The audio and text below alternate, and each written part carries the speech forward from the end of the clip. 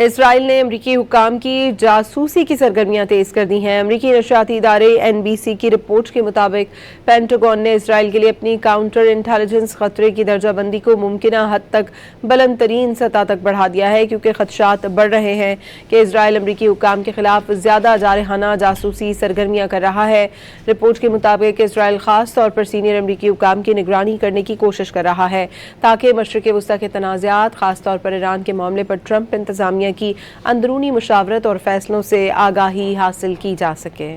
اسرائیل نے امریکی حکام کی جاسوسی کی سرگرمیاں تیز کر دی ہیں۔ امریکی نشریاتی ادارے NBC کی رپورٹ کے مطابق پینٹاگون نے اسرائیل کے لیے اپنی کاؤنٹر انٹیلیجنس خطرے کی درجہ بندی کو ممکنہ حد تک بلند ترین سطح تک بڑھا دیا ہے، کیونکہ خدشات بڑھ رہے ہیں کہ اسرائیل امریکی حکام کے خلاف زیادہ جارحانہ جاسوسی سرگرمیاں کر رہا ہے۔ رپورٹ کے مطابق اسرائیل خاص طور پر سینئر امریکی حکام کی نگرانی کرنے کی کوشش کر رہا ہے تاکہ مشرق وسطیٰ کے تنازعات، خاص طور پر ایران کے معاملے پر ٹرمپ انتظامیہ کی اندرونی مشاورت اور فیصلوں سے آگاہی حاصل کی جا سکے۔